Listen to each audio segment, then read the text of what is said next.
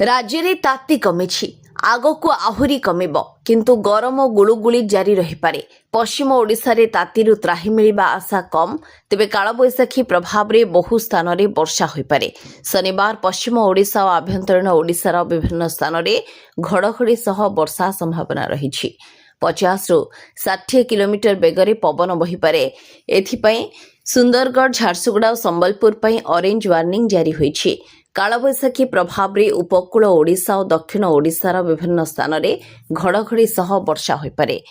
31 ତାରିଖ ଉପକୂଳ ଓଡ଼ିଶା, ଆଭ୍ୟନ୍ତରୀଣ ଓଡ଼ିଶା ଓ ଦକ୍ଷିଣ ଓଡ଼ିଶାରେ ଘଡ଼ଘଡ଼ି ସହ ବର୍ଷା ଆଶଙ୍କା ରହିଛି।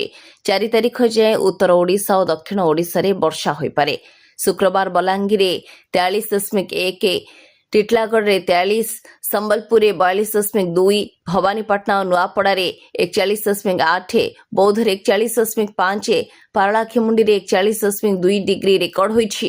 ଉପକୂଳ ଓଡ଼ିଶା, ଉତ୍ତର ଓଡ଼ିଶା ଓ ଦକ୍ଷିଣ ଓଡ଼ିଶାର ଅଧିକାଂଶ ସ୍ଥାନର ତାପମାତ୍ରା 36ରୁ 37 ଡିଗ୍ରୀ ରହିଥିଲା।